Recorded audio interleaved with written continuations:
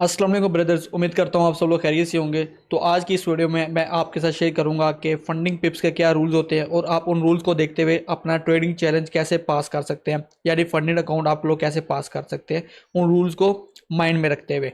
तो काफ़ी ज़्यादा लोग अपना चैलेंज बाय तो कर लेते हैं, लेकिन उनको रूल्स नहीं पता होता और उन रूल्स को ब्रेक करने की वजह से वो अपना जो अकाउंट है वो ब्रीच कर देते हैं, यानी उनके हाथों से वो अकाउंट चला जाता है, फेल हो जाता है और जिसकी वजह से वो दोबारा फीस पे करके दोबारा से उनको फंडेड अकाउंट लेना पड़ता है। अब ना इस चीज़ का जो हल है वो मैं इस वीडियो में आपके साथ शेयर करूंगा। आपको प्रॉपर्ली बताऊंगा कि आपने कौन कौन से रूल हैं वो फॉलो करने हैं। अगर आप उन रूल्स को फॉलो करेंगे तो आप इजीली अपना ट्रेडिंग चैलेंज पास कर सकते हैं, फंडेड अकाउंट चैलेंज। तो वीडियो को स्टार्ट करते हैं। वीडियो स्टार्ट करने से पहले आपको बताता चलूँ, अगर आप लोगों ने मेरा व्हाट्सअप ग्रुप नहीं ज्वाइन किया, डिस्कॉर्ड ग्रुप नहीं ज्वाइन किया, तो वो ज्वाइन कर लें। वहाँ पर फ्री ऑफ कॉस्ट की मैं अपडेट शेयर करता रहता हूँ। और अगर आप लोग मेरे साथ ट्रेडिंग करना चाहते हैं पर्सनल, तो आप लोग वो भी मुझसे कॉन्टैक्ट कर सकते हैं। तो वीडियो को स्टार्ट करते हैं बगैर टाइम वेस्ट किए। तो सबसे पहले ना मैं फंडिंग पिप्स की वेबसाइट पे आया, तो जो वेबसाइट का आपको इंटरफेस है वो आपको ये दिख जाएगा, ठीक है। लेकिन मैं भी जो रूल्स हैं वो आपको वेबसाइट से ही देख के बताऊंगा, तो आप लोग खुद अपने बिहाव पर भी जो है लर्निंग कर सकते हो। तो आपने क्या करना है, फंडिंग टिप्स रूल्स लिखना है तो आपके सामने वेबसाइट आ जाएगी। ये देखें ट्रेडिंग रूल्स। तो आपने जस्ट क्लिक करना है और आपके सामने ये वेबसाइट ओपन होके आ जाएगी, जहां पर आप खुद से भी ये रूल्स देख सकते हैं। इनके कोई हिडन रूल्स नहीं है, सब जो भी रूल्स हैं वो इन्होंने इधर लिखे होते हैं, तो आप लोग यहाँ पर देख सकते हो इजीली। तो सबसे पहले डिसिप्लिन और कंसिस्टेंसी के बारे में उन्होंने आपको बोला कि कोई ज़रूरत नहीं है रश करने की। अपना जो है ना ट्रेडिंग करते हुए अगर आप लोग चैलेंज बाय कर लेते हो तो ज़रूरत नहीं है कि एक ही दिन में आप लोग चैलेंज को पास करने के लिए रिस्क लो। आपके पास काफ़ी ज़्यादा टाइम होता है अपने चैलेंज फेज़ को पास करने के लिए, यानी जो भी फेज़ 1 फेज़ 2 होता है आपके पास काफ़ी टाइम है, नो टाइम लिमिट है, ठीक है। तो आप लोग आराम से उसको पास कर सकते हो। लेकिन उससे साथ साथ मैं आपको बताता चलूँ, जो एक इंपॉर्टेंट रूल्स होते हैं जो एक प्रॉप फर्म में, वो होते हैं draw down rules, news trading rule और हैजिंग और ओवर लेवरेज, जो हर प्रॉप फर्म में पाए जाते हैं। अब इसमें कुछ प्रॉप फर्म इससे एक्स्ट्रा रूल भी रखती हैं, वो हर प्रॉप फर्म के डिफरेंट है। लेकिन जो इंपॉर्टेंट रूल्स हैं जो आपने माइंड में रखने होते हैं, जिसकी वजह से अकाउंट ब्रीच होते हैं लोगों के, और लोगों के मुझे काफ़ी ज़्यादा मैसेज आते हैं, तो वो सबसे मेन रूल्स ये वाले हैं जो मैंने आपके साथ भी डिस्कस करने हैं। और अभी देखता हूँ फंडिंग वेब से इसके अलावा भी क्या रूल हैं, तो वो भी आपके साथ बताऊंगा। अगर आपने अकाउंट वगैरह अगर आपसे पास नहीं होता तब भी आप लोग मुझसे कांटेक्ट कर सकते हो, ठीक है। तो दूसरी बात है कि अब बात आती है ट्रेडिंग बिहेवियर और रूल्स के बारे में। जो हमारे पास ड्रॉ डाउन रूल्स होते हैं, हमें वो फंडिंग पेप्स कितना अलाउ करता है। ये जो अभी मैं रूल्स की बात कर रहा हूँ, ये सेकंड स्टेप जो 2 स्टेप अकाउंट होता है उसके रूल्स मैं आपको एक्सप्लेन करने की कोशिश कर रहा हूँ। तो जो फेज 1 होता है ना, उसमें आपने जो प्रॉफिट टारगेट अचीव करना होता है वो फेज 1 में 8% और 10% without breaching any rules with minimum 3 trading days. अब ना जो 8% और 10% का अकाउंट है ना, ये आपके डिफरेंट अकाउंट है, वो आप लोग देख सकते हैं। लेकिन प्रॉफिट टारगेट तो वो है जो आपने अचीव करना होता है जो रूल्स को ब्रीच किए हुए बगैर। वो रूल्स मैं आपको बताता हूँ अभी। जो अब बात आ जाती है ट्रेडिंग डेज की, प्रॉफिट टारगेट का बताया उन्होंने, कहा था 3 मिनिमम ट्रेडिंग डेज। अब ट्रेडिंग डेज आप लोग किसे कह सकते हो, ट्रेडिंग डेज मीन, अब इन्होंने प्रॉफिटेबल ट्रेडिंग डे नहीं बोला, इन्होंने सिंपल ट्रेडिंग डे बोला है। अब जो ट्रेडिंग डे का मीनिंग है ना, वो है कि आपने किस दिन ट्रेड एग्जीक्यूट की। मतलब आज आज मैं 0.01 लॉट की एक ट्रेड एग्जीक्यूट करता हूँ अपना गोल्ड में, तो वो मेरा ट्रेडिंग डे काउंट होगा।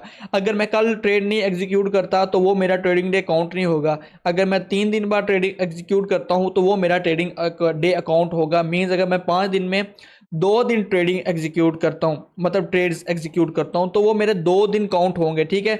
5 दिन में वो 2 दिन कोई भी हो सकते हैं। ये ज़रूरी नहीं कि आपने कंसिस्टेंसी के साथ 3 दिन ट्रेड करनी है, ये कोई मैटर नहीं करता। तो ट्रेडिंग डेज का ये मतलब है कि आपने 3 दिन में, क्योंकि कुछ लोग ना एक ही दिन में अपना प्रॉफिट टारगेट अचीव कर लेते हैं, तो ये रूल उनके लिए होता है कि वो उनको 3 दिन ट्रेडिंग डेज कंप्लीट करने होते हैं। अगर आप लोग एक दिन में भी अपना टारगेट अचीव कर लेते हो तो आप लोग ने क्या करना है, अगले दिन या अगले नेक्स्ट 2 डेज में क्या करना है, अपने 0.01 लॉट की ट्रेड लेके बाय सेल कर देनी है। मतलब बाय करके पोजीशन 1-2 मिनट होल्ड करनी है और अपनी ट्रेड को क्लोज कर देना है। तो आप लोग इस तरह ट्रेडिंग डे काउंट करवा सकते हो। तो ये हो गया प्रॉफिट टारगेट जो आपने अचीव करना होता है।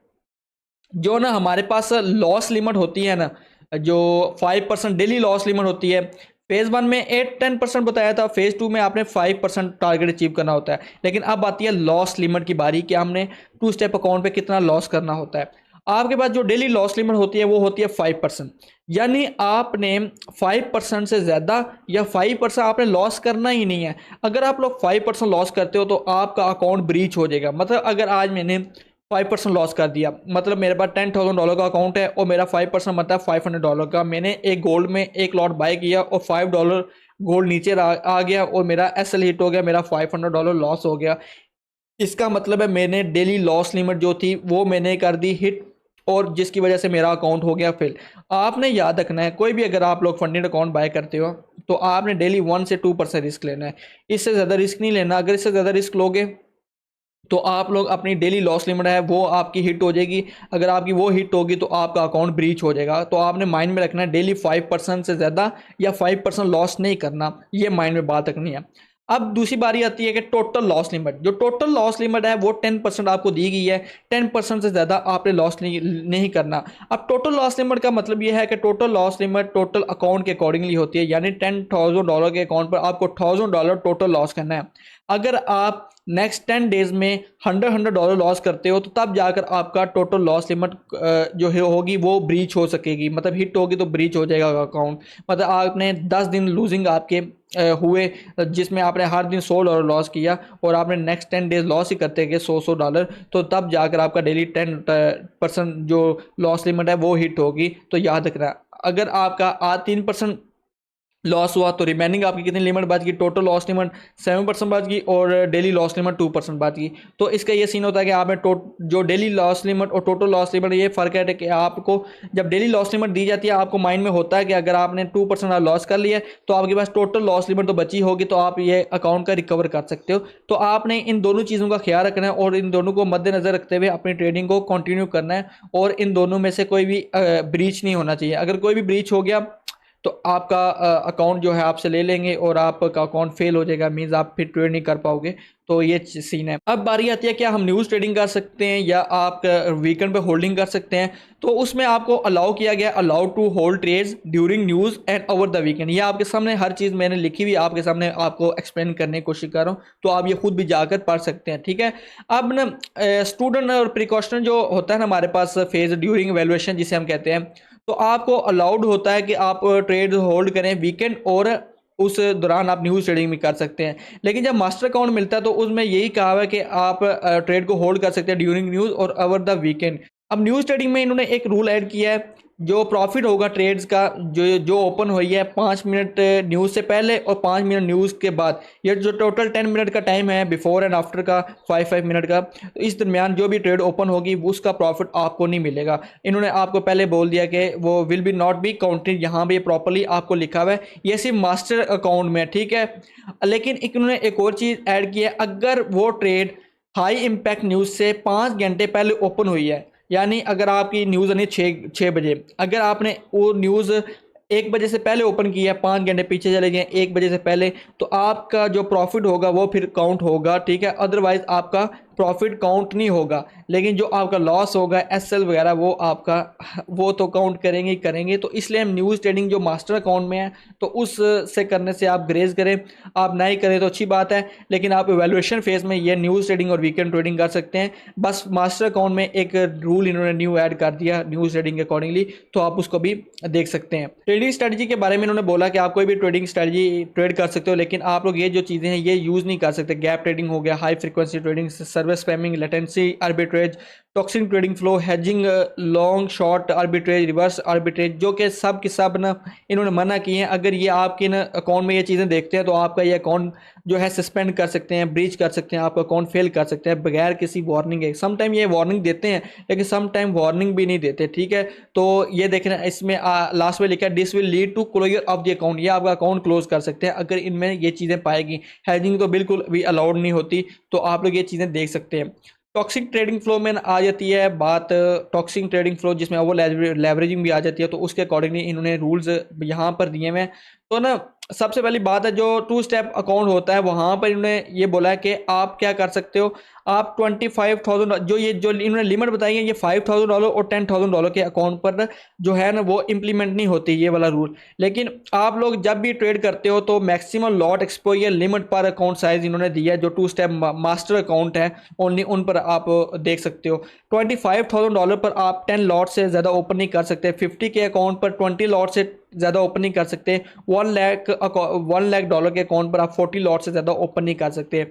अब इसका मतलब ये नहीं कि इन्होंने आपको टोटल डेली वॉल्यूम इतना बताया हुआ है कि आप इससे ज़्यादा नहीं कर सकते। इनका ये मतलब है कि आपने एट अ टाइम जो ट्रेड होल्ड की हुई है वो इतने लॉट साइज से ज़्यादा नहीं होना चाहिए। यानी अगर आप 10 लॉट का यूरो यूएसडी का पेयर लॉन्ग करते हैं तो आप एट अ टाइम उस पर 10 लॉट का वॉल्यूम ओपन करके छोड़ सकते हैं। अगर इससे ज़्यादा करेंगे तो ये आपका अकाउंट वार्न जो है ना वो क्या करते हैं सस्पेंड कर सकते हैं। इसमें इन्होंने क्या है, अगर फर्स्ट टाइम डिटेक्ट होता है तो वो आपको वार्निंग देंगे, सेकंड टाइम डिटेक्ट होगा तो वो आपका अकाउंट क्लोज भी कर सकते हैं और प्रॉफिट डिडक्शन भी कर सकते हैं और 30% परफॉर्मेंस जो कमीशन है वो भी कर सकते हैं। ये उन पर डिपेंड करता है कि वो आपके साथ किस तरह डील करते हैं। तो इसलिए याद रखना ये जो लिमिट है ना ये आपने लाजमी याद रखनी है, ठीक है। यहाँ पर इन्होंने लिखा हुआ है if the trade are close you are allowed to open new trades on the same day, ठीक है। The maximum lot exposure limit is only for the open trade, जो ओपन ट्रेड्स होंगी उसके लिए ये लिमिट है। It is not a daily limit, ये daily limit नहीं है, ये मैंने पहले एक्सप्लेन कर चुका हूँ। तो यहाँ पर प्रॉपरली लिखा हुआ है। अब आता है गैम्बलिंग बिहेवियर। गैम्बलिंग बिहेवियर में इनका पहला ये रूल होता था 3% से ज़्यादा लॉस हुआ या 3% लॉस हुआ एक ट्रेड में तो वो आपका अकाउंट ब्रीच कर सकते हैं। ये मेरे साथ भी हुआ था एक बार, तो मुझे पता नहीं था, तब मैं स्टार्टिंग में नया नया आया था तो तब ये रूल मेरे साथ ब्रीच हुआ। मेरा मुझे पता नहीं था, मैं समझा था 5% डेली लॉस लिमिट है, लेकिन 3% का रूल मुझे पता नहीं था। इसलिए मैं आपको बता रहा हूँ कि 3% पहले ये ना एवेल्युएशन फेज में भी रूल होता था, लेकिन अब जस्ट ये मास्टर अकाउंट के लिए रूल है, ठीक है। वैल्यूएशन फेज में ये रूल नहीं है। आपने क्या करना है, your biggest loss should not exceed 3% of the account size on the master account only. ये रूल सिर्फ मास्टर अकाउंट के लिए।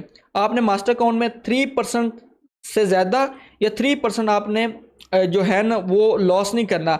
अगर आप ऐसा करते हो तो आपका अकाउंट ब्रीच हो जाएगा। अब इसका मतलब ये नहीं कि आपको सिंगल ट्रेड का कह रहे हैं, यानी अगर आपने डीसीए किया हुआ, यानी आपने, मैं आपको बताता हूँ, अगर आपने 0.1 की 5 लॉट्स ओपन किए हैं गोल्ड पर, तो आपका ये जो जितने भी 5 ट्रेड हैं ना ये एक ही ट्रेड को काउंट किया जाएगा, ठीक है। यहाँ पर इन्होंने लिखा है splitting up a trade into multiple position will be counted as one single trade on any of your counts, ठीक है। तो यहाँ पर प्रॉपर्ली आपको मेंशन है 3% से ज़्यादा या 3% आपने जो मास्टर अकाउंट पर है वो आपने नहीं करना, नहीं तो आपका अकाउंट ब्रीच कर देंगे, याद रखना ये मेरी बात। उसके बाद आपको इधर बताया हुआ है HFT ट्रेडिंग नहीं अलाउड, आर्बिट्रेज ट्रेडिंग नहीं अलाउड, ठीक है। पुअर मनी मैनेजमेंट, वो आपका अगर देखते हैं अकाउंट आपका ना जो है वो मॉनिटर कर रहे होते हैं, अगर ये चीज़ें भी देखते हैं तो आपको वो सस्पेंड वगैरह भी कर सकते हैं। तो रिवर्स ट्रेडिंग बिहेवियर पैटर्न हो गया, हैजिंग तो बिल्कुल भी नहीं अलाउड, हैज आर्बिट्रेज लिखा हुआ है, हैजिंग वगैरह भी अलाउड नहीं है, तो याद रखना, ठीक है। ट्रेडिंग इंस्ट्रूमेंट में आपको बताया गया कि आपको फॉरेक्स पे इतना लेवरेज मिल रहा है, मेटल पे इतना मिल रहा है, इंडिसेस पे इतना मिल रहा है, एनर्जीज पे इतना मिल रहा है और क्रिप्टो पे 1:2 मिल रहा है, ये सब कुछ मेंशन्ड है।